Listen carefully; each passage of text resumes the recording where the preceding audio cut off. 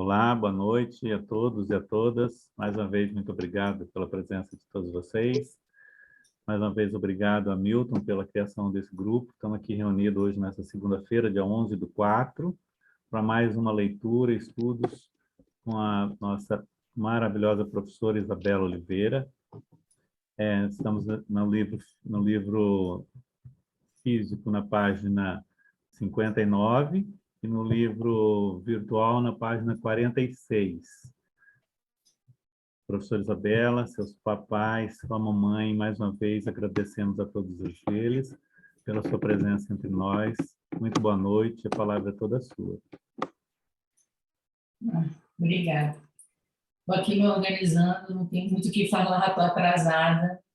Peço que comecem a leitura, porque é melhor não ser atrasado do que a gente me esperar para eu terminar de me organizar. Então, agradeço ao Geraldo, a cada um de vocês, ao Hamilton, que criou esse grupo, e a Beth e a Sutirremer, essa oportunidade da gente estar fazendo essa leitura. Peço aí, então, que comecem com a leitura, que eu vou acompanhando vocês por aqui. Muito obrigada. Domingos, muito obrigado pela participação. Pode iniciar.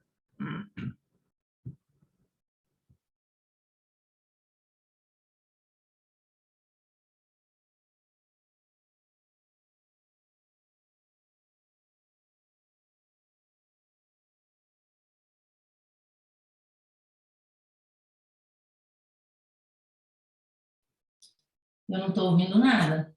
Está O falando alguma microfone coisa? do Domingos está Domingos, fechado. seu microfone está fechado, Domingos.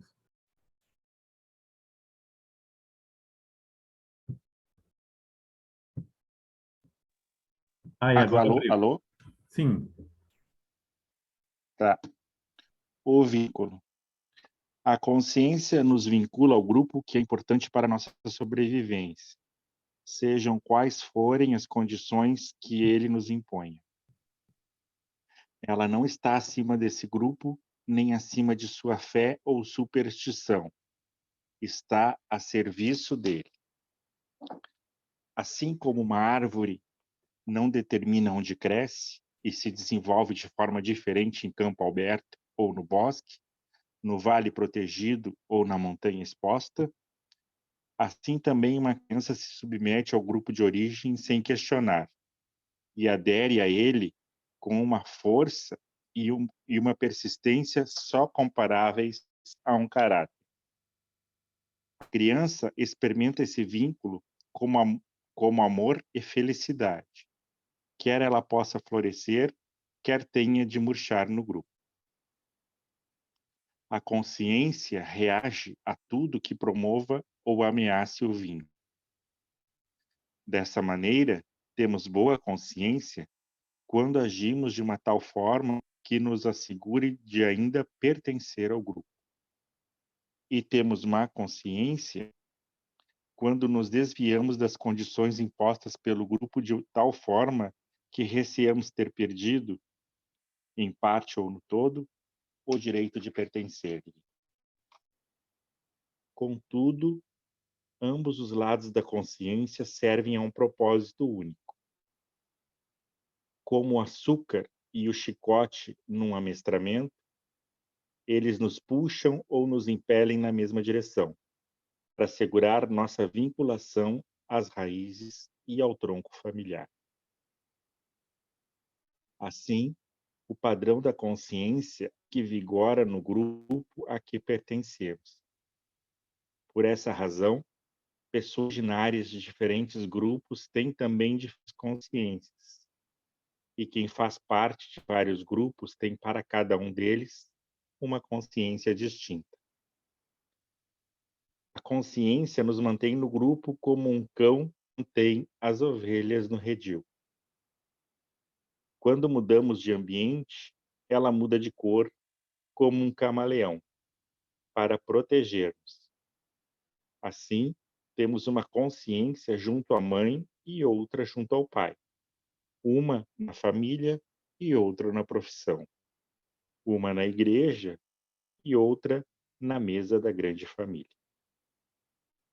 Porém, a consciência sempre se refere ao vínculo e ao amor vínculo, ao medo da separação e da perda. O que fazemos quando o vínculo se contrapõe a outro? Procuramos, da melhor forma possível, a compensação e a ordem. E a consideração. Um homem e uma mulher perguntaram a um professor como deveriam proceder com relação à filha, pois a mulher frequentemente tinha de impor limites a ela, e isso não se sentia suficientemente apoiada pelo marido. O professor lhe expôs em 3 frases regras de uma educação correta. 1. Na educação dos filhos, o pai e a mãe julgam certo, de diferentes maneiras, o que em suas respectivas famílias era importante ou faltou. 2. A criança segue e reconhece como certo o que para ambos os pais, mas respectivas famílias, é importante ou faltava. 3. Quando um dos pais se impõe contra o outro na educação, a criança secretamente se alia ao progenitor em desvantagem. Como primeiro passo, o professor sugeriu aos pais que se permitissem. Então, eles chegaram e passou de anos. Domingos, está falhando um pouco o áudio, não sei se é só para mim. Acho que poderia... Não, está falhando bastante. Tá Então, acho que tem que cortando toda a desligar fala do o vídeo, Domingos. Domingos. Tenta desligar o vídeo. No celular, professor. Tem como Tá desligar o complicado vídeo? aqui, e eu... Acho que tem como desligar o vídeo, eu acho que você vai ficar com a conexão melhor. Tenta, vamos tentar. Retomando, finalmente o professor aconselhou ao pai que, de vez em quando, desse a perceber a filha que fica muito contente quando ela trata a mãe com carinho. A lealdade. A consciência nos liga mais fortemente quando ocupamos posição inferior no grupo e estamos entregue a ele. Mas, logo que ganhamos poder ou nos tornamos independentes do grupo, o vínculo se afrouxa e, com ele, também a consciência. Os fracos, porém, são conscienciosos e permanecem fiéis porque estão ligados. Numa família, são os filhos. Numa empresa, os trabalhadores de nível inferior.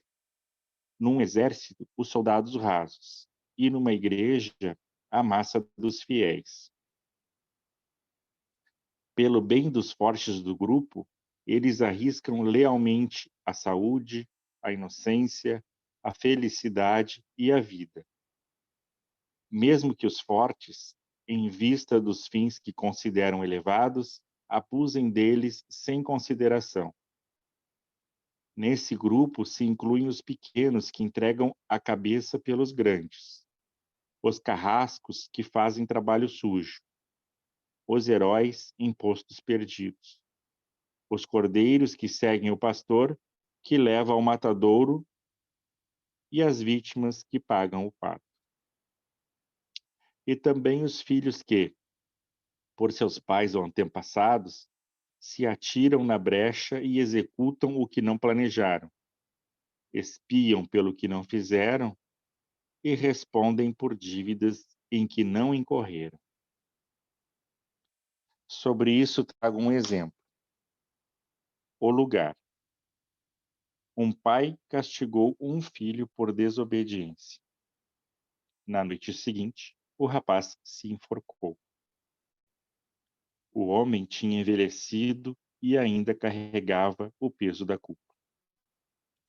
Então, em conversa com um amigo, lembrou-se de que esse filho, poucos dias antes do suicídio, ouvindo sua mãe contar, durante a refeição, que estava novamente grávida, exclamou, transtornado: "Pelo amor de Deus, nós não temos mais lugar."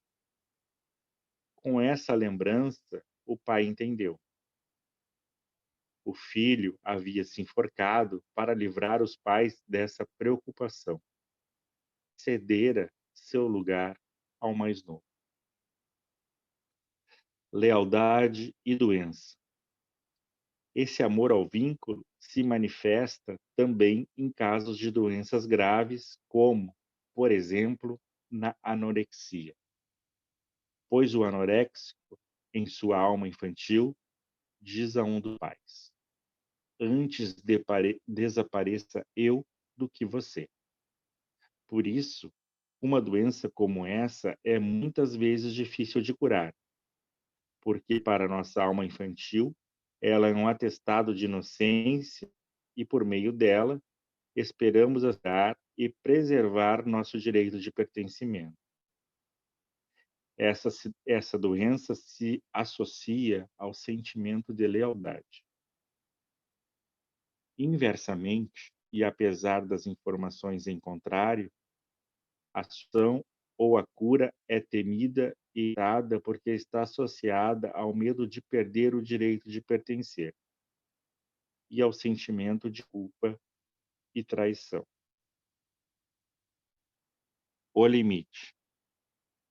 A consciência, ao mesmo tempo que liga, também delimita e exclui.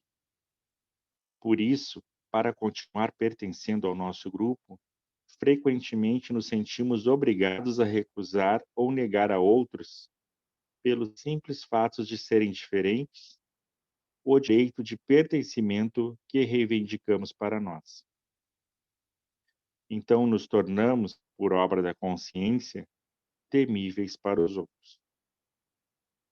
Pois exatamente o que tememos para nós mesmos, a exclusão do grupo, como a pior consequência de uma culpa e como a ameaça extrema, temos de desejar ou fazer aos outros, em nome da consciência, só porque são diferentes. E, assim como procedemos com os outros procedem conosco, em nome da consciência. Então, nos impomos mutuamente um limite para o bem, mas o abolimos para o mal, em nome da consciência. Assim, culpa e inocência não significam o mesmo bom e mal, pois muitas vezes cometemos ações más com boa consciência e ações boas com má consciência. Cometemos ações más com boa consciência quando servem ao vínculo que nos une ao grupo importante para a nossa sobrevivência. E cometemos ações boas com má consciência quando elas colocam em risco nossa vinculação a esse grupo. O bem. Por essa razão, o bem que reconcilia e cria paz precisa superar os limites que a consciência nos impõe por meio do vínculo a grupos particulares. Esse bem segue uma outra lei, oculta, que atua nas coisas pelo simples fato de existirem.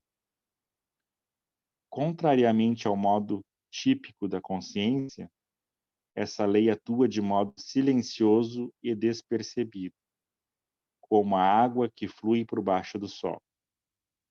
Só percebemos sua presença pelos efeitos. A consciência fala enquanto as coisas são.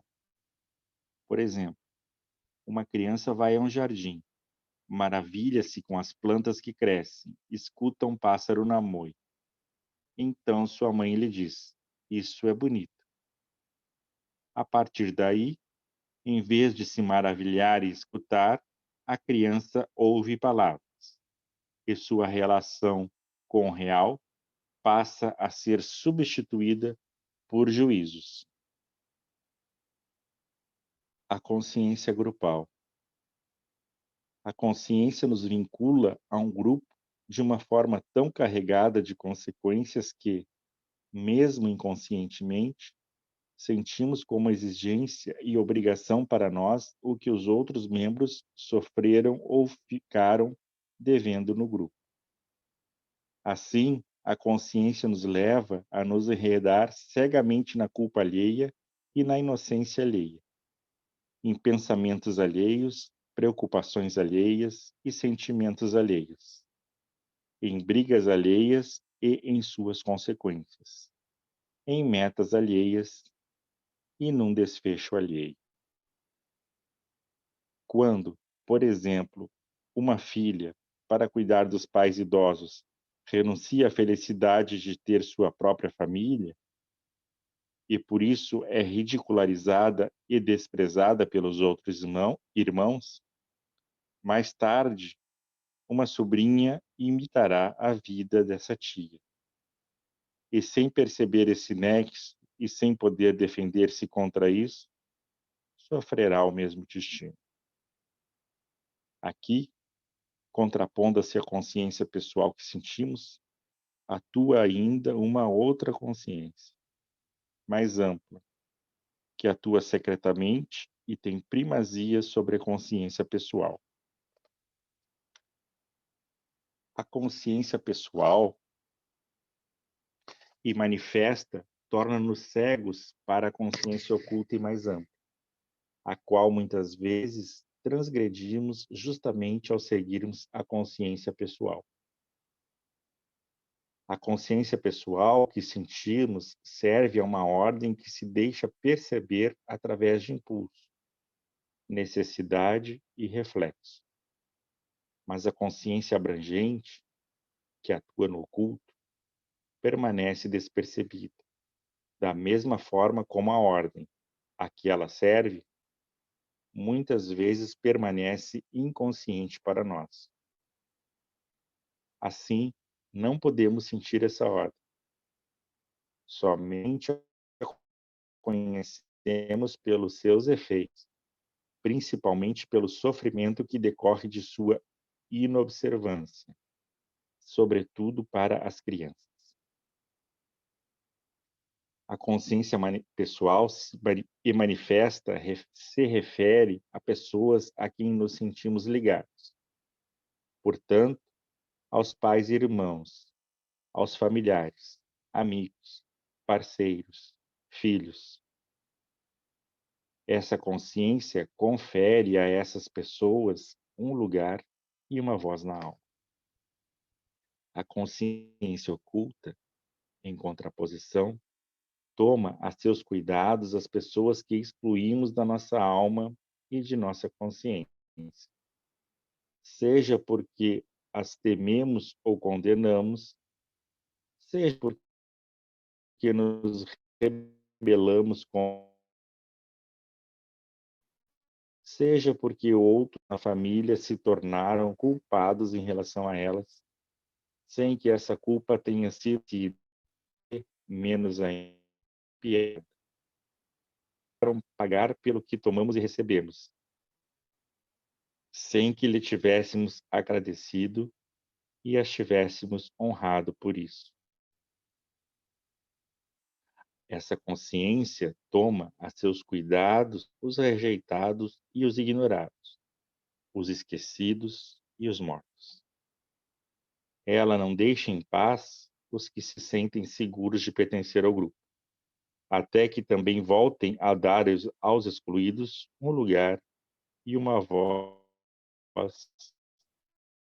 em seu. O direito de pertencer. A Vamos parar um consciência pouquinho. grupal Vamos parar um dá pouquinho. a todos. Domingos, vamos parar um pouquinho, que já tem muito conteúdo. Daqui a pouco a gente prossegue com a leitura. Vamos voltar aqui em tudo que o Bert Helmy falou, que já tem muita coisa. O vínculo. Então, começando sobre isso, que é o mais básico, uma das nossas 3 necessidades básicas.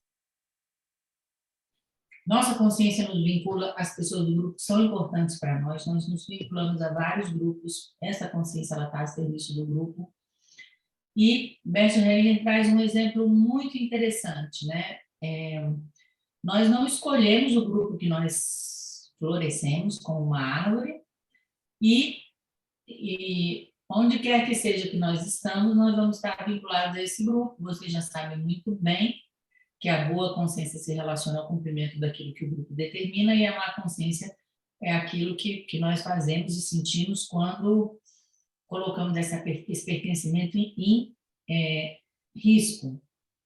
O que eu acho interessante aí é a metáfora que ele usa, né, do açúcar ou do chicote, que de uma certa maneira, como a consciência nos vincula a esse grupo. E também, eu acho importante marcar que em cada grupo nós temos uma consciência diferente. Então, tem uma consciência na família, tem uma consciência no grupo da igreja, tem uma consciência nos grupos da vida noturna ou do lazer, ou do esporte, entre as mulheres, os homens entre os homens. Então, na verdade, um grande campo onde nós ressoamos e entramos em sintonia de maneiras diferentes, né? Então, ele dá também uma ideia de um cão com as ovelhas, então a nossa consciência, de uma certa maneira, nos mantém unidos ao grupo e por isso ela se relaciona fortemente ao vínculo e muda de ambiente, muda conforme o ambiente, muda conforme as pessoas que a gente está e mais importante, a gente tem uma consciência com o pai, uma consciência com a mãe, com todas as pessoas que são importantes para nós, uma com relação ao primeiro marido, uma com relação ao segundo marido ou esposa. Depois, eu acho que seria muito importante marcar aí dentro do livro também as regras básicas, né, de educação dos filhos. Você vê que ele fala, perguntou a um professor. Esse é ele, né? É o próprio Bert Hellinger que está respondendo.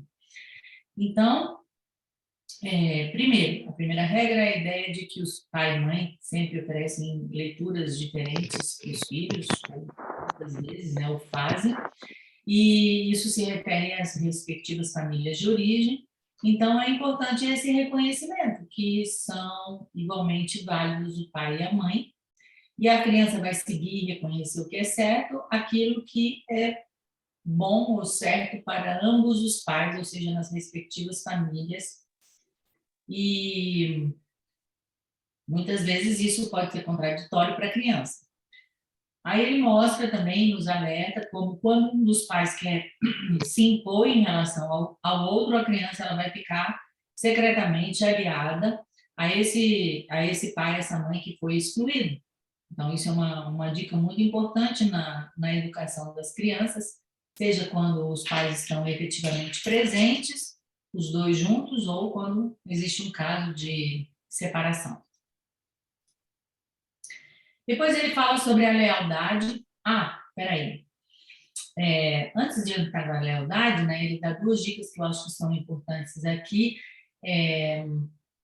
que seria poder perceber como o filho ama a cada um dos pais, né? Então, de alguma maneira também ter um ponto de encontro com o seu parceiro, alguma coisa, em outros livros ele vai falar, por exemplo, de uma lembrança desse momento primordial e feliz da união dos dois, nem que seja uma única noite, né?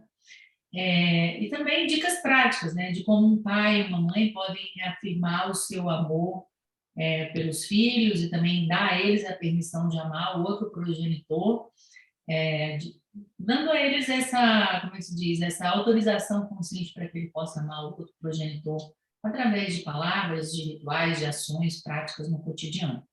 Depois ele fala sobre a lealdade, né, como a consciência nos liga ao grupo que nós pertencemos. Ele mostra que quanto mais baixa é a nossa posição no grupo, maior é o nosso nível de lealdade.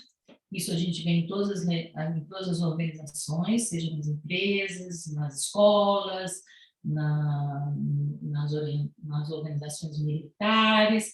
Então, ele vai nos mostrando isso, né? Que à medida que as pessoas vão evoluindo dentro da hierarquia, esse laço da consciência vai ficando mais tênue, mais suave.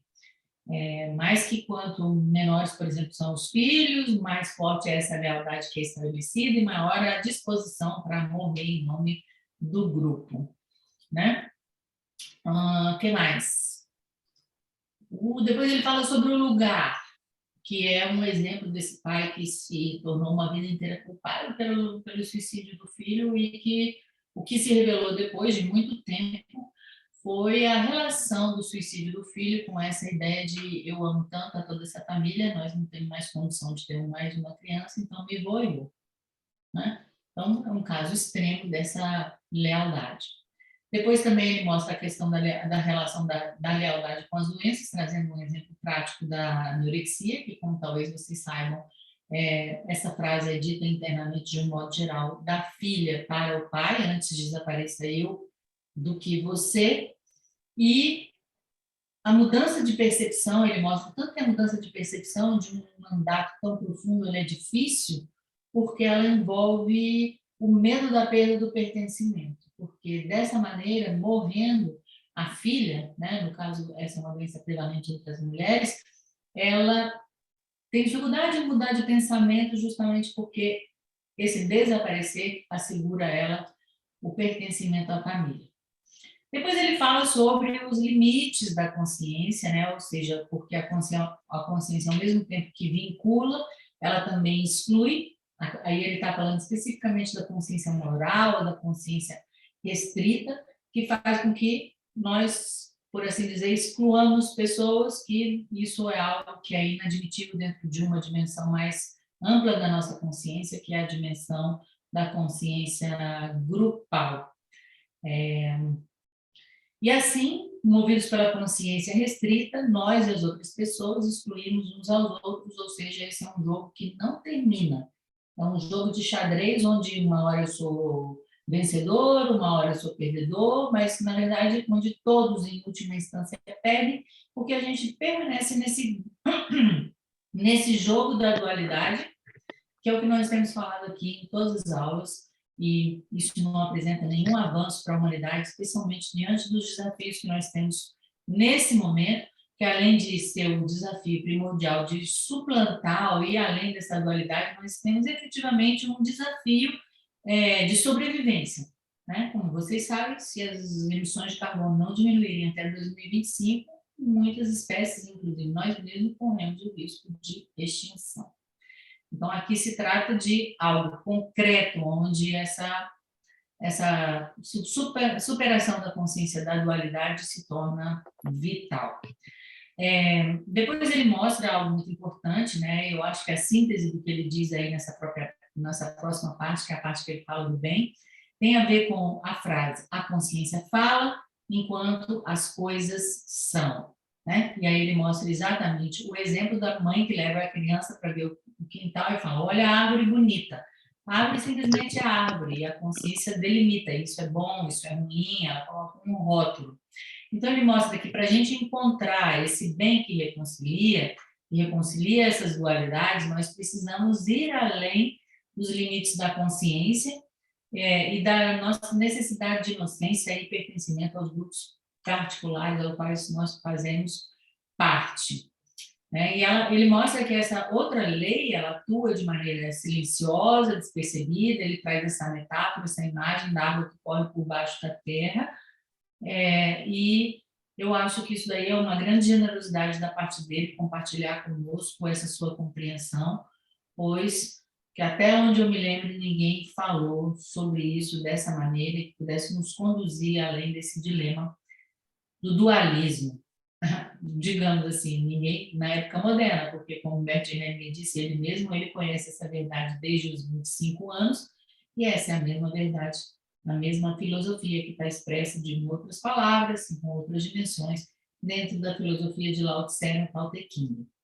No próximo item, ele da consciência grupal, ele mostra como essa consciência, então, nos vincula a esse grupo que nós fazemos parte, e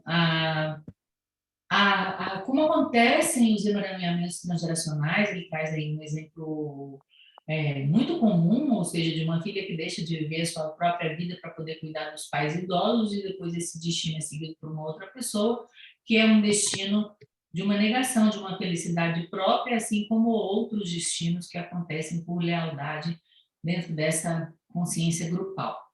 Ele mostra como a consciência pessoal nos deixa cegos para essa consciência oculta. E o que mais que tem aqui de importante? Essa consciência permanece despercebida, mas que ela tampouco deixa de existir, deixa de atuar. Então, ela confere uma voz, ela confere um lugar na alma para essas pessoas que foram excluídas, inclusive pela nossa consciência consciente. Então, essa consciência toma seu serviço, os rejeitados, os excluídos, e não deixa em paz, não nos deixa em paz, até que a gente possa dar um lugar para essas pessoas na nossa aula. Alguma pergunta? Algum comentário? Não vejo nada no chat, nem ninguém com as mãos levantadas, professor. Ok. Então, podemos prosseguir com a leitura.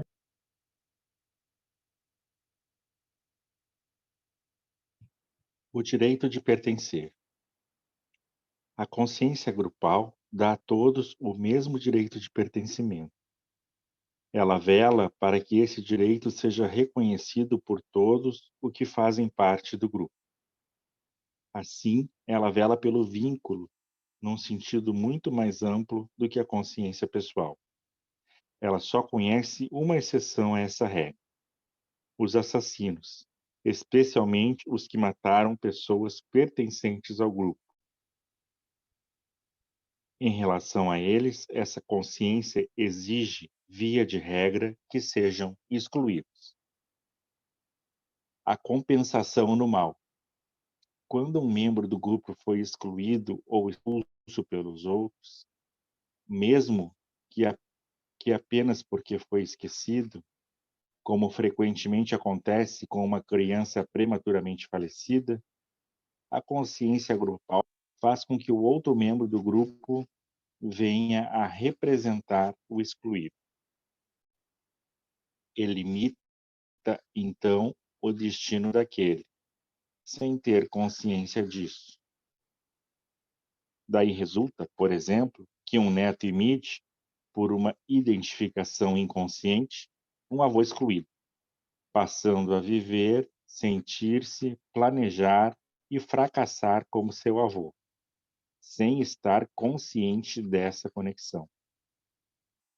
Para a consciência do grupo, isso é uma compensação, ainda que num nível arcaico. Aliás, a consciência grupal é uma consciência arcaica. Ela leva a uma compensação cega no mal, que não ajuda, pois a injustiça cometida contra os antecessores é apenas repetida pelos sucessores inocentes.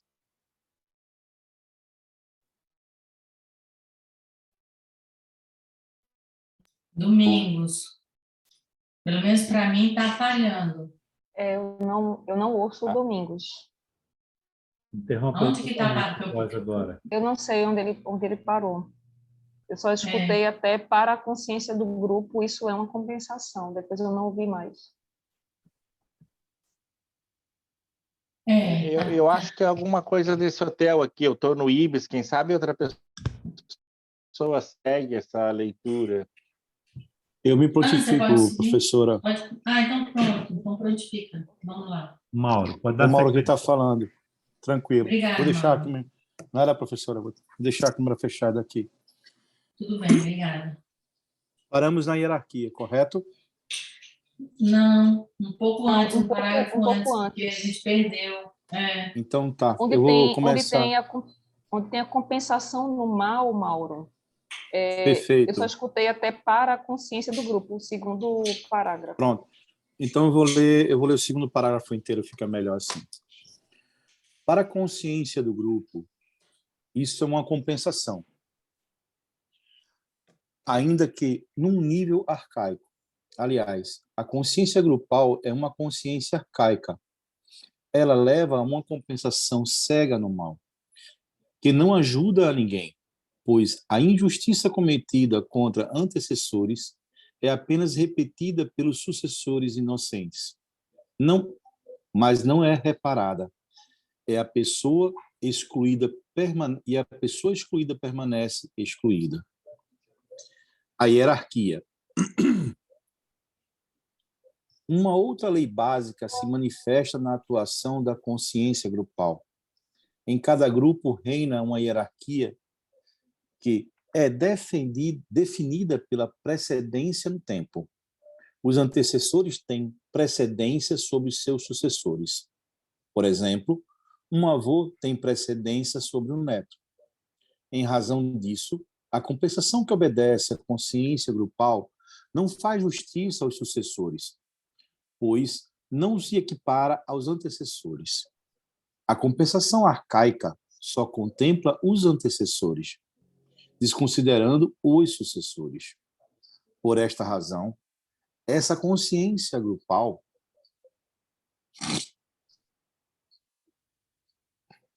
não permite que os sucessores o imiscuam nos assuntos dos antecessores, seja para fazer valer o direito deles, seja para expiar a culpa em seu lugar, seja ainda para resgatá-los, a posteriori, de seu destino funesto. Influenciado pela consciência grupal, o sucessor reage à própria presunção, com a necessidade de fracasso e declínio.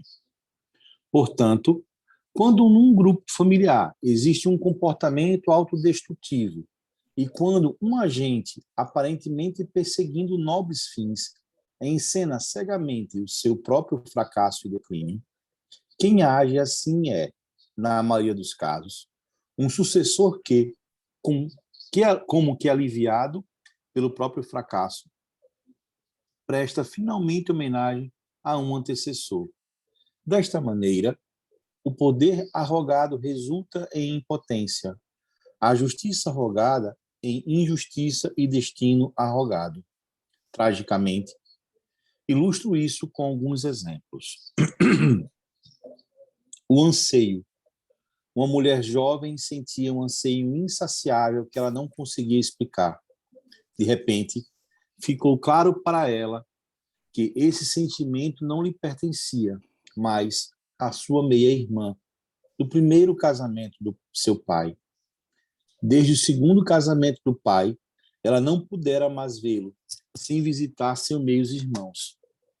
Neste ínterim, imigrara para a Austrália, e todas as pontes pareciam cortadas. Não obstante, sua irmã, a cliente, estabeleceu contato com ela e convidou-a para visitá-la na Alemanha, mandando-lhe, inclusive, o bilhete de viagem, para a viagem. Porém, o destino não a deixou mais mudar. Porém, o destino não se deixou mais mudar. A mulher desapareceu no caminho para o aeroporto. O tremor. Num grupo, uma mulher começou a tremer com todo o seu corpo, deixando que o fenômeno atuasse sobre ela.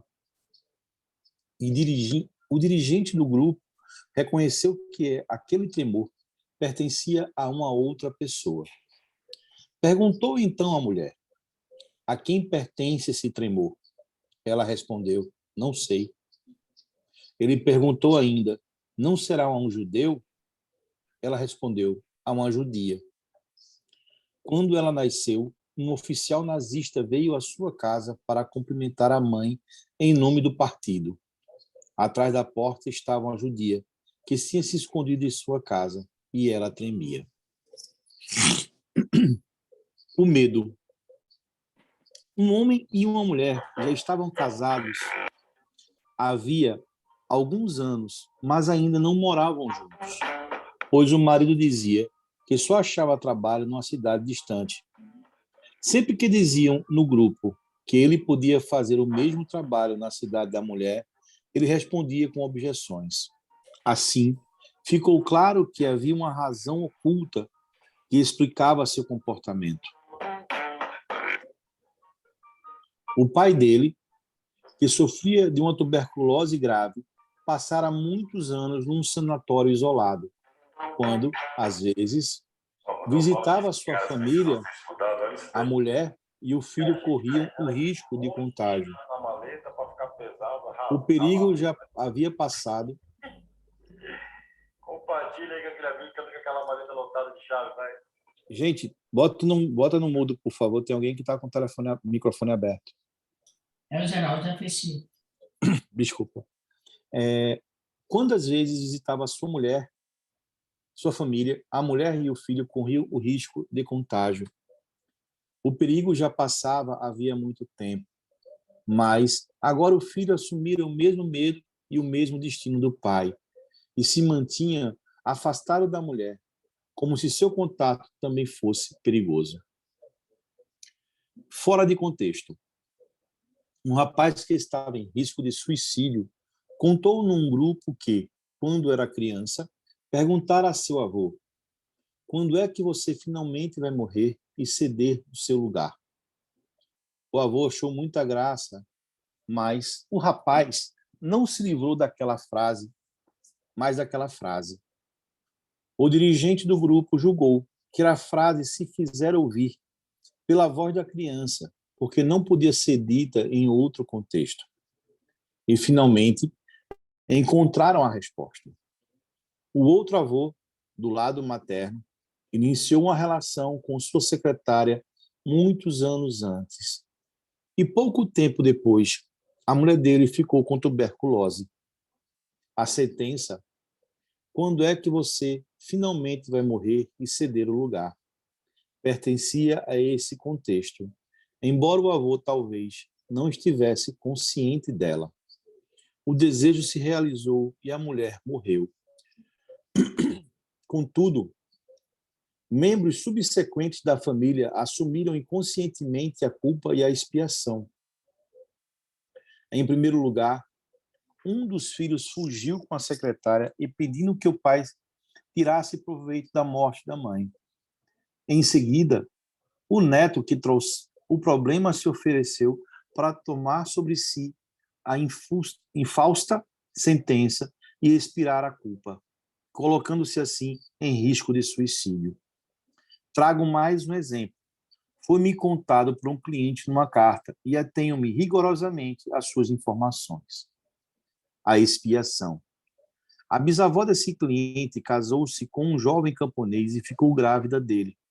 Ainda durante a gestação, o marido morreu aos 27 anos de idade, no dia 31 de dezembro. E, segundo constou, devido a uma febre cerebral. Fatos graves ocorridos a partir desta época sugerem que essa mulher, quando ainda casada, teve um caso com um homem que veio a ser seu segundo marido e que isso teve relação com a morte do primeiro marido. Levantou-se mesmo a suspeita de assassinato. Essa mulher casou-se no dia 27 de janeiro com o segundo marido, que veio a ser o bisavô do cliente. Esse marido morreu de acidente quando um filho seu completou 27 anos. Neste mesmo dia, 27 anos depois, um neto do bisavô morreu em um acidente semelhante. Outro neto dele desapareceu aos 27 anos, exatamente 100 anos depois da morte do primeiro marido da bisavó. Um bisneto enlouqueceu por volta de 31 de dezembro, aos 27 anos. Portanto, com a idade e na data em que morrera o primeiro marido da bisavó. E enforcou-se no dia 27 de janeiro, aniversário do segundo casamento dela. Nessa ocasião, sua mulher estava grávida, à semelhança da bisavó por ocasião da morte do seu primeiro marido. O filho do suicida, sobrinho do cliente, completara 27 anos, um mês antes da mencionada carta. O cliente tinha um pressentimento de que algo poderia acontecer ao sobrinho, mas julgava que o perigo maior seria no dia 27 de janeiro, aniversário de suicídio do pai. Assim, fez uma viagem com o intuito de protegê-lo e visitou-o com ele o túmulo do pai. Mais tarde, a mãe do rapaz contou que no dia 31 de dezembro ele ficara transtornado, pegara o revólver e fizera todos os preparativos para matar-se. Mas ela e seu segundo marido conseguiram demovê-lo da ideia. Isso passou exatamente 127 anos depois da morte do primeiro marido da bisavó, sobre o qual, aliás, esses familiares não sabiam. No referido caso, portanto, um acontecimento atuou tragicamente até a quarta e quinta gerações, mas a história ainda não termina aí.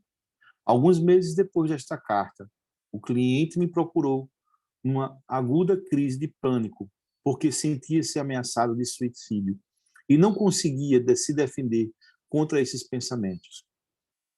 Eu lhe disse que se imaginasse diante do primeiro marido da bisavó, o encarasse, fizesse a ele uma profunda reverência até o chão e lhe dissesse: eu lhe presto homenagem. Você tem um lugar no meu coração. Por favor, me abençoe se eu fico. Então, o fiz dizer à bisavó e ao bisavô: seja qual for a sua culpa, eu a deixo com vocês. Sou apenas uma criança. A seguir, disse-lhe que se imaginasse tirando cuidadosamente da sua cabeça uma corda, caminhando lentamente para trás e deixando-a pendurada. Ele fez tudo isso, sentindo-se depois aliviado e livre de seus pensamentos de suicídio. Desde então, no primeiro marido da bisavó, tornou-se seu amigo e protetor. A solução. Com este último exemplo, mostrei também uma solução que satisfaz de forma curativa as exigências da consciência oculta. Os excluídos recebem a homenagem, o lugar e a posição que lhes competem. E os que vêm depois deixam a culpa e as suas consciências com aqueles a quem ela pertence, retirando-se humildemente do assunto. Assim, se consegue um equilíbrio que se traz reconhecimento e paz para todos. A compreensão. Em nossos relacionamentos atuam, portanto, ordens que se manifestam nas consciências ou em seus efeitos. Quem conhece tais efeitos pode superar, pela compreensão, os limites das consciências. Onde as consciências cegam, a compreensão sabe. Onde as consciências prendem, a compreensão libera. Onde as consciências incitam, a compreensão inibe. Para onde as consciências paralisam, a compreensão age. E onde as consciências se separam, a compreensão ama. Para terminar, contarei outra história. O caminho. O filho procurou o velho pai e pediu-lhe: pai, abençoa-me antes de partires. O pai falou: minha bênção será dada, minha bênção será acompanhar-te por um trecho no início do seu caminhar do saber. Na manhã seguinte saíram para o campo e partiram num vale estreito, subiram uma montanha. Quando chegaram ao cume, a tarde caía, mas a paisagem, em todas as direções, até o limite do horizonte, estava banhada de luz. O sol se pôs, e com ele, o seu radioso brilho, caiu a noite. Mas quando escureceu, as estrelas luziam. Histórias que mudam rumos. Ok, vamos até aqui. Antes da gente prosseguir, vamos recolher o que Beth Hellinger nos ensinou nesse momento. Então, vejam bem. Nós estamos falando da consciência grupal e aí Beth Hellinger vem falar sobre as duas leis mais importantes que atuam nessa consciência grupal. A primeira é o direito de pertencer, dentro dessa consciência, a consciência dá a todos o mesmo direito de pertencer, mas observem que nesse livro, que como vocês já sabem, é um dos primeiros livros de Bert Hellinger, ela fala, olha, tem uma exceção, e essa exceção são os assassinos. E essa consciência exige que esses assassinos sejam excluídos. E é por isso que mais tarde, depois quando ele amplia a compreensão da consciência, ele fala num nível mais amplo dessa consciência, que ele não está falando dela ainda nesse momento, que é a consciência espiritual, que ele vem descrevendo ela com mais propriedade e amplitude na sua literatura mais recente, ele fala aqui que os assassinos, que essa consciência exige que eles sejam excluídos. E a gente poderia até estender para todos os perpetradores, é quase como tem uma demanda pela exclusão. O que eu já ouvi da própria Sophie é que essa compreensão do Bert Hellinger ela foi se transformando com o passar do tempo, especialmente com a presença dela em relação ao aborto e aos assassinos, tá? E aqui a gente vê também uma observação importante dele, mas que, como a gente sabe, dentro do nível da consciência mais ampla, tudo e todos têm o mesmo direito de pertencer, então, nesse caso, nesse nível, os assassinos também têm o mesmo direito de pertencer. E isso é muito, muito, muito, muito importante. Eu acho que é a coisa mais importante que a constelação familiar tem para oferecer nesse momento para o mundo e também é de maior difícil, ou de maior dificuldade de compreensão, que é como você dá um lugar a um agressor. Você dá um lugar, como está no poema que Bert Hellinger escreveu sobre Hitler, que eu descobri por acaso ou não, sei lá, que não tinha sido traduzido no livro no qual ele tinha sido publicado em alemão para o português, mas que fala do Hitler como uma pessoa comum, como qualquer um de nós que está sendo movido por algo maior, algo que é muito difícil de ser compreendido pelas pessoas de um modo geral, e que se acaba se tornando um dos, como é que se diz, o calcanhares de Aquiles da constelação familiar, e foi aquilo que, inclusive, movimentou, como vocês mesmos sabem, através da biografia de Bert Hellinger, uma grande rejeição a Bert Sophie Hellinger na Alemanha, inclusive com uma campanha difamatória de ampla dimensão dentro da mídia, quando ele não só publicou esse poema, como por circunstâncias da vida ele teve que ser, como é que chama? Teve que alugar um apartamento numa grande casa, né? Porque, na verdade, aquelas casas na Alemanha são tão grandes que elas têm pequenos apartamentos assim, quando elas são reformadas, e essa casa era o consulado do Hitler, porque ali onde ele mora, na cidade de Berchtesgaden, é no sopé da montanha, da onde era eu acho que se chama o Ninho da Águia, sempre, Ninho da Águia, o Olho da Águia, Ninho da Águia, assim, Isabela.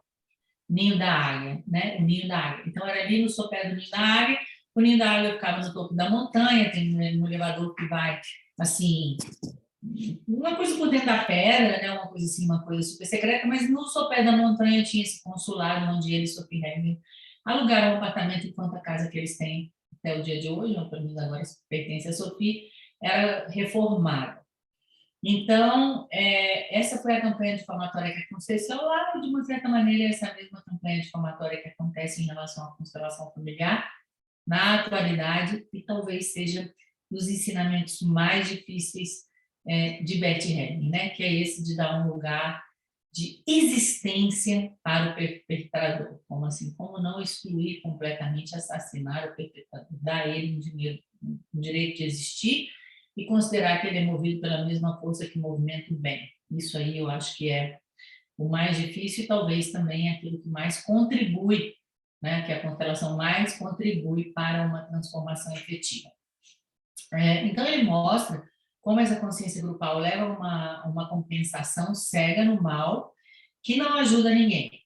Então, é por isso que foi tão importante esse salto que ele deu da consciência grupal para a consciência espiritual. Porque ele mostra que essa injustiça que é cometida contra os agressores, ela é apenas repetida pelos sucessores, especialmente, ainda mais eu, que sou professora de jovens, isso é o que acontece com a nossa juventude. Inconscientemente, eles querem reparar o mal dos antecessores.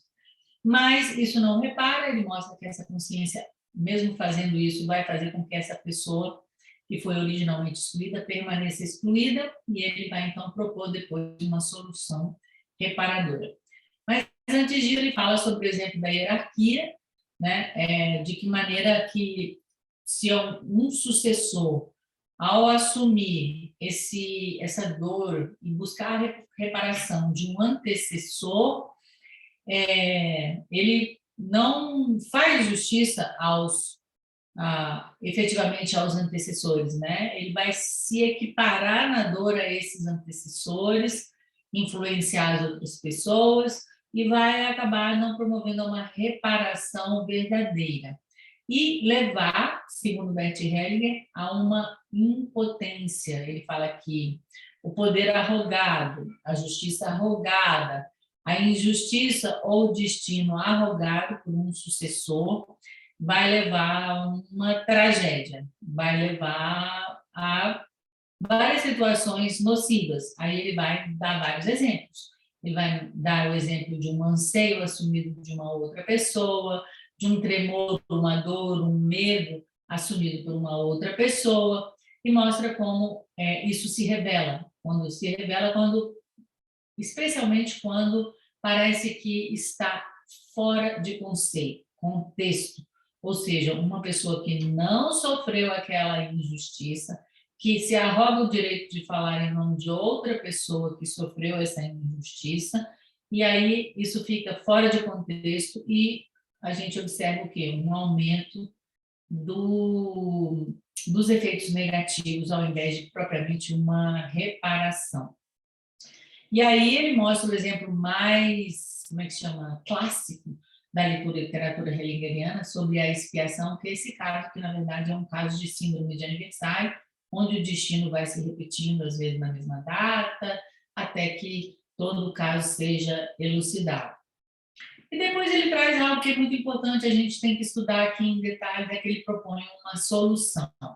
A solução passa, eu deixo a culpa com vocês, ou seja, eu deixo a responsabilidade com vocês, eu não assumo a responsabilidade pela reparação por vocês.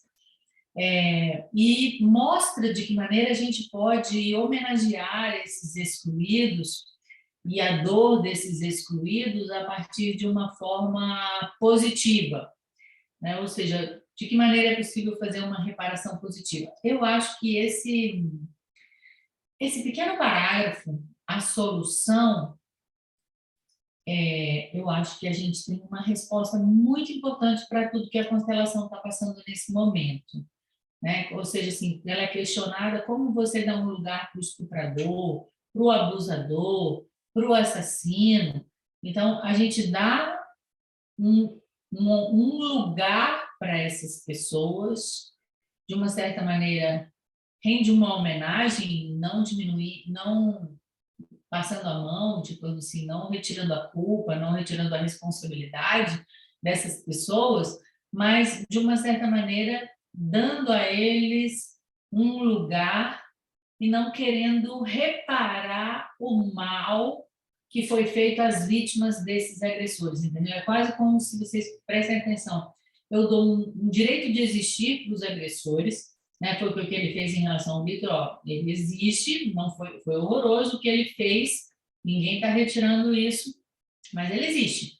E tem algo que fez com que isso acontecesse, algo maior que fez, que faz, inclusive, com que o bem aconteça também, que essa é a ideia da consciência espiritual, ou seja, da gente ampliar a nossa compreensão de uma compreensão da consciência restrita, entender os efeitos da consciência grupal e, ao mesmo tempo, buscar uma solução que contemple um olhar ainda mais amplo, que inclui a tudo e a todos da maneira como são, né? E deixar as culpas e as consequências com as pessoas no momento em que elas aconteceram. Se aconteceu alguma coisa com você, especificamente, isso é diferente. Agora, se você simplesmente está sintonizado com a dor de um antepassado, qual é a possibilidade de deixar isso com eles e reparar agindo de uma maneira diferente, né? Porque aí você pega e transfere, né? Então, por exemplo, transfere uma dor de um antepassado e ataca uma pessoa do presente, que não tem nada a ver diretamente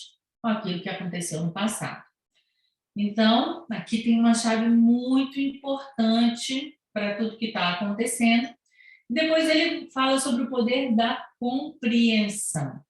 Então, essas ordens que atuam de maneira obscura, atuam de maneira inconsciente, e nós podemos, através da compreensão, olhar de outra maneira, para esse efeito, tanto da consciência restrita, como da consciência de grupo, e de que maneira essa compreensão sobre a atuação dessas duas consciências tem um fator liberador.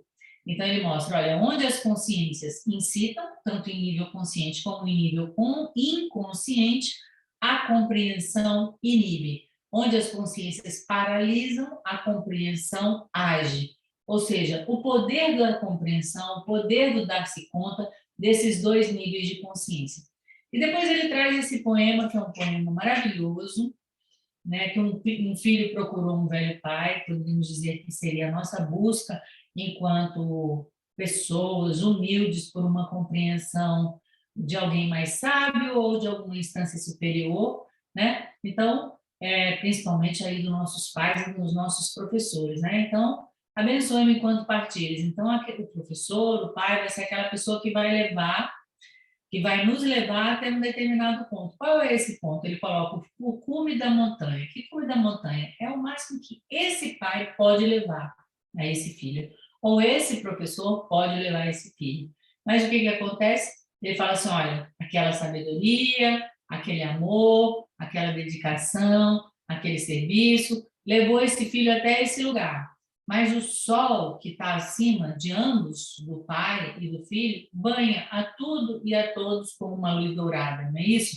Chegaram ao cume, todas as direções na linha do horizonte estavam banhadas de luz, ou seja, tinha uma coisa maior que banhava a tudo e a todos. Mas mesmo quando sobrevinha a noite, ou seja, quando sobrevinha aquele momento onde nós perdemos as nossas referências ou esse contato mais direto com a luz, ele fala, mesmo nesse momento, existem luzes que ainda continuam a brilhar, que são as estrelas. Então, eu acho esse poema, vou chamar assim, uma beleza de uma metáfora sobre como nós podemos perceber a nós mesmos e aquelas pessoas que nós podemos auxiliar, como os nossos filhos, os nossos alunos, as pessoas que estão, de certa maneira, subordinadas a nós. Alguém tem alguma pergunta? Tem alguma dúvida? Comentário? Ana?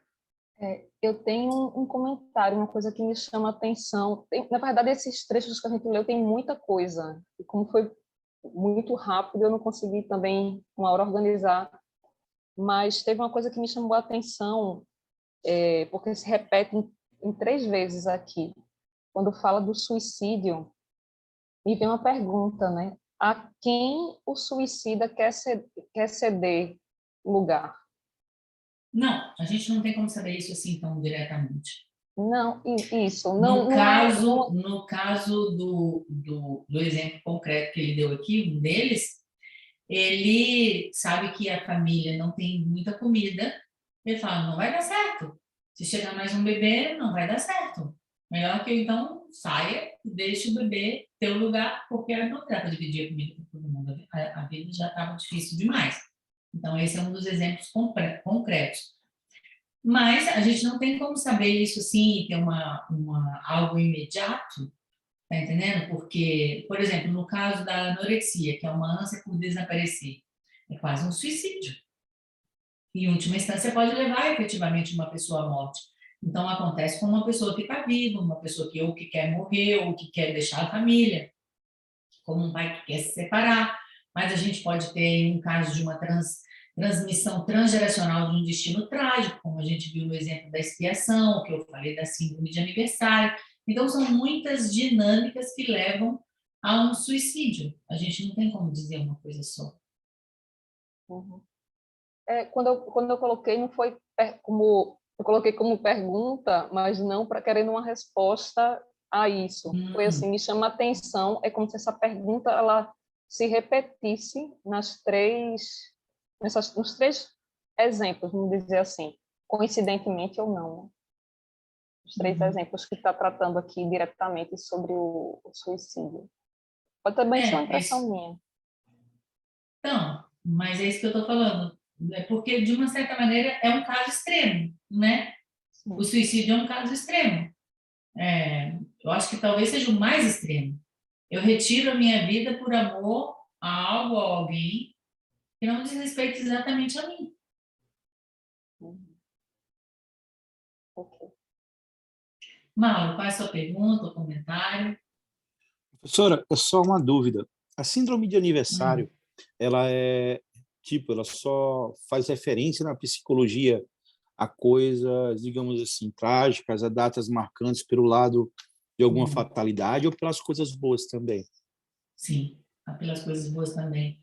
Ela obviamente ela começou através da repetição de fatos trágicos, assim, no sentido de que perceberam que havia repetição por exemplo, ou vontade de morrer, ou uma depressão num determinado momento, e se você observar, não é algo tão comum. Quando chega perto da morte de uma pessoa querida, a gente fica mais triste, ou seja, tem algo que acontece.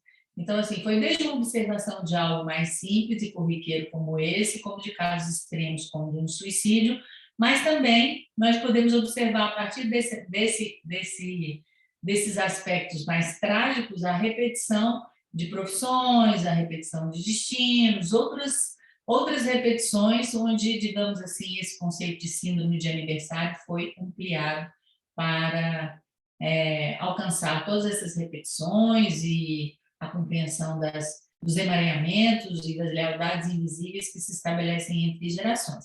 E aí os dois autores que são muito importantes nesse caso, que são icônicos, são a psicóloga, se não me engano, russo-francesa, Anne-Anselin Schutzenberger, que é a principal desenvolvedora da psicogenealogia, que foi da onde veio assim um mapeamento desses casos e mostra também que isso não vem só de Bert Hellinger, mas que já estava presente dentro da psicologia. E outro ícone desse estudo também, que inclusive Bert Hellinger teve contato com o trabalho dele, é o psiquiatra húngaro-americano Ivan Bozomeniny, que fala sobre as lealdades invisíveis, e vocês encontram esses documentos aí na internet. Acho que da Ana Celan vocês encontram meus ancestrais, ou meus ancestros, eu não sei como é que é, eu tenho uma cópia em espanhol e Meus em inglês ancestrais. do Ivan. Do Ivan tem em inglês, eu acho.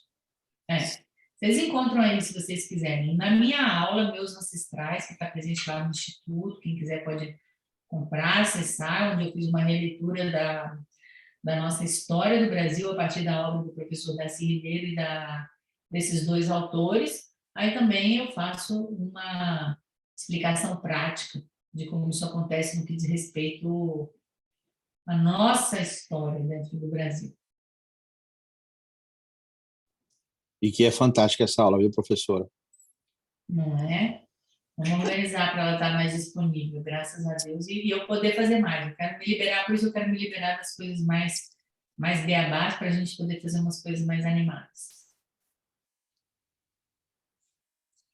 Posso seguir? Alguém mais tem alguma pergunta, alguma dúvida? E a gente também está são 8h15. Eu gostaria de saber se alguém tem alguma questão pessoal, que precisa de um esclarecimento.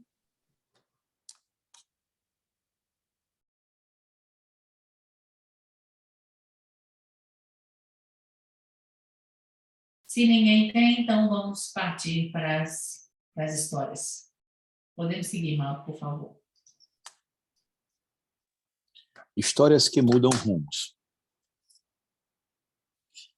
Para começar, vou contar-lhes uma história filosófica, onde os contadores lutam pelo saber e pela verdade, assim como os outros, em outras histórias, lutam pela solução e pela salvação.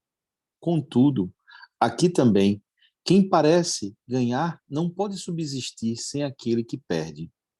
Pois como alguém pode superar a fonte enquanto ainda bebe dela? Porém, quando ouvimos uma história, não precisamos nos decidir. Enquanto ela dura, sentimos-nos maravilhosamente livres das oposições. Apenas quando voltamos a nos relacionar ou a agir, e por isso também temos de decidir, somos outra vez possuídos por elas. 2 tipos de saber. Um erudito perguntou a um sábio: como as coisas individuais se integram num todo. E qual é a diferença entre conhecer muitas coisas e conhecer a plenitude? O sábio respondeu: o que está disperso, sem se converter num todo, quando encontra um centro onde se recolhe e atua, pois só através de um centro o múltiplo se torna essencial e real. Sua plenitude nos aparece, então, como simples, até modesta, como uma força tranquila que se aplica ao imediato e fica com base e próxima daquilo que ela sustenta, Sua plenitude nos parece, então, como simples, até moderada, como uma força tranquila que se aplica ao imediato e fica na base e próxima daquilo que ela sustenta. Assim, para experimentar ou comunicar a plenitude, não preciso conhecer ou dizer, ter ou fazer todas as coisas individualmente. Quem entra numa cidade atravessa um único pórtico. Quem bate num sino uma vez faz ressoar em uníssono muitos outros sons. E quem colhe a maçã madura não precisa investigar a sua origem. Ele a toma na mão e a come. O erudito objetivou: quem busca a verdade também precisa conhecer todas as particularidades. Mas o sábio lhe respondeu: só sobre verdades velhas é que sabemos muito. A verdade que nos faz progredir é usada e nova, pois oculta o seu fim, como a semente oculta a árvore. Assim, quem hesita em agir, querendo saber mais do que lhe permite o próximo passo, perde o que realmente atua. Ele toma a moeda pela mercadoria e transforma as árvores em lenha. O erudito julgou que isso era apenas uma parte da resposta e pediu ao sábio que explicasse um pouco mais. Mas ele recusou com um gesto, pois a plenitude começa como um barril de um mosto doce e turvo, que precisa de tempo para fermentar, até tornar-se límpido. Quem tenta bebê-lo, em vez de somente prová-lo, fica logo tonto.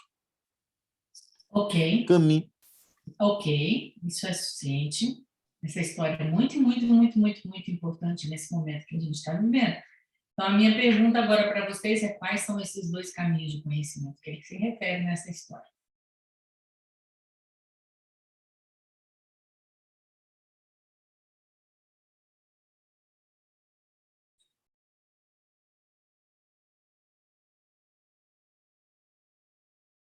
Quais são esses caminhos?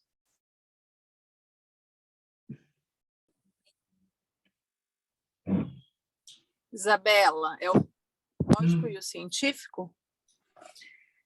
Sim, e ele aqui coloca esses dois caminhos como o caminho do erudito e o caminho do sábio. Tia Hellinger fala muitas vezes: aquele que é aluno não pode ser um mestre, ou seja, o mestre ele tem um contato direto com a sabedoria e recebe através dela. Então, se vocês observarem as histórias que vão acontecer, o que vão ser contadas agora, que ele está colocando assim como histórias que mudam rumos, mais uma vez, eu digo que são as histórias mais importantes para a gente poder entender o que está acontecendo nesse momento em relação às constelações familiares. Preste atenção na explicação que ele coloca antes da história. Os contendores lutam pelo saber e pela verdade, lutam como outros, em outras histórias, lutam pela solução ou pela salvação. Ou seja, o sábio e o erudito estão aqui lutando, ou entre aspas, expondo duas perspectivas sobre a verdade. Mas ele mostra o seguinte: olha, mesmo nesse caso, né, a gente precisa observar que como que alguém pode superar a verdade quando ele bebe da fonte dela. E quando uma pessoa bebe da fonte da verdade, ele está também bebendo da fonte de um grande mistério. Aí ele fala, é o seguinte, tudo bem, você pode querer ter que se decidir sobre o caminho erudito ou sobre o caminho fenomenológico, por exemplo, no caso dessa mensagem. Mas ele mostra, olha, ao longo da história, você não precisa fazer isso. Então, eu acho que é algo tão lindo que ele está fazendo nessa história. E como vocês podem ver, ele fala assim, o erudito mostra, vai começando com o sábio, como as coisas individuais se integram num todo, porque é o que a ciência cartesiana faz. A ciência cartesiana vai olhando em diversas áreas do conhecimento, adquire hipóteses, testa, essas hipóteses são revisadas racionalmente, as conclusões são divididas entre os pares, mas ela não consegue entender como tudo que ela descobre com tanta propriedade se coordena com esse todo, que o sábio tem condições de acessar, porque ele não está interessado nas partes, ele está apenas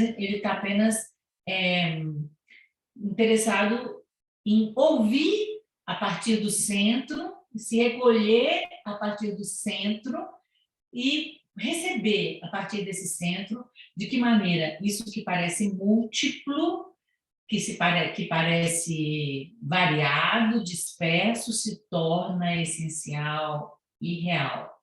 E aí ele fala, olha, quando isso acontece, né, quando o disperso se reúne num todo, aquilo que aparece pode até parecer modesto, pode até parecer simples demais, mas é algo que se aplica de maneira imediata, é algo que é útil e que revela apenas aquilo que é o próximo, no caso, o próximo passo.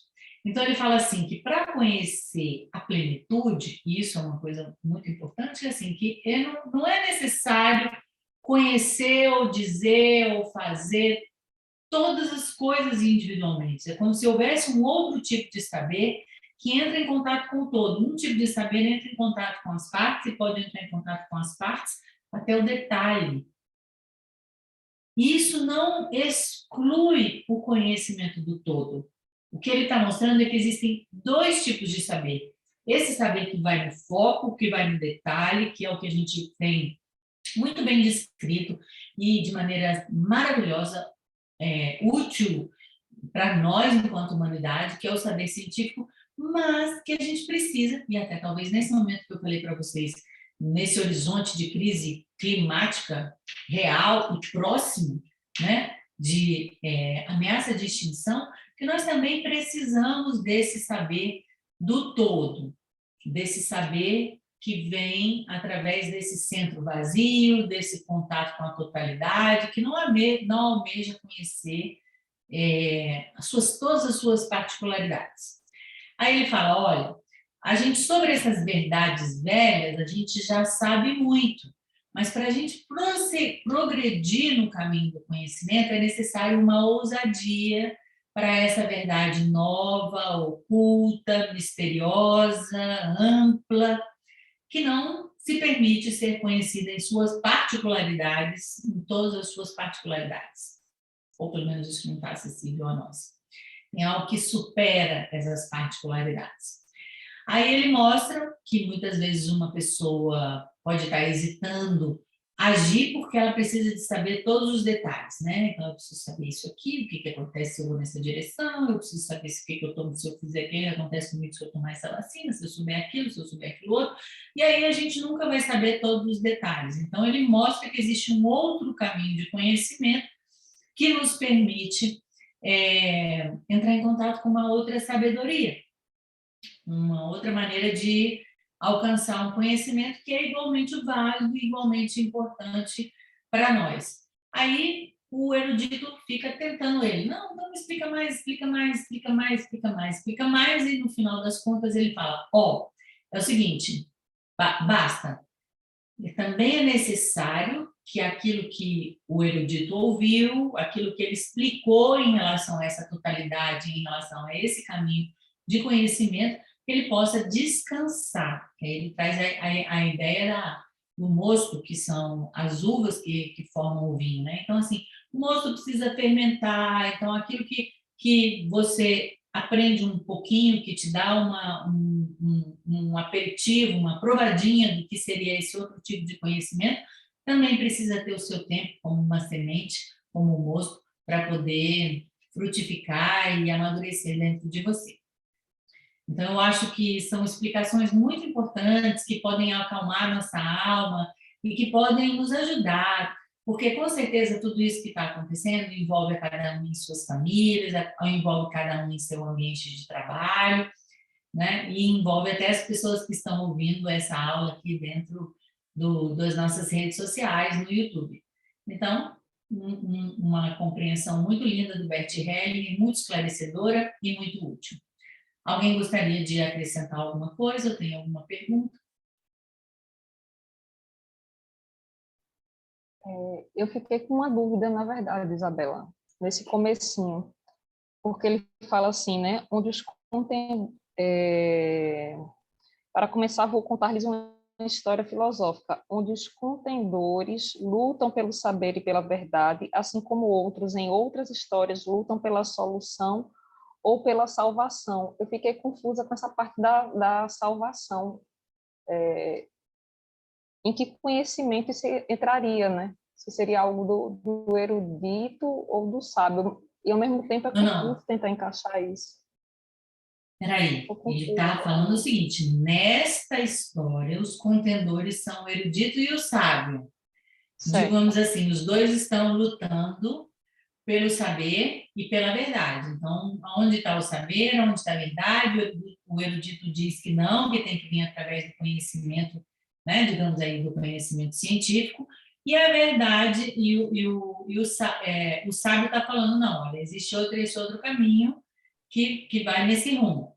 Mas ele fala assim, ó, isso que está acontecendo com essas duas pessoas, mas em outras histórias, essa mesma dinâmica, ela está entre pessoas que lutam por uma solução, ou seja, que mostram um lado da solução e outras mostram outro lado da solução, ou pessoas que lutam pela salvação. Ou seja, a salvação está aqui ou a salvação está ali. Tá, clareou. Eu acho que foi uma coisa da palavra solta. Eu fiquei confusa, mas obrigada. Entendi. Ok, mais alguma pergunta ou comentário?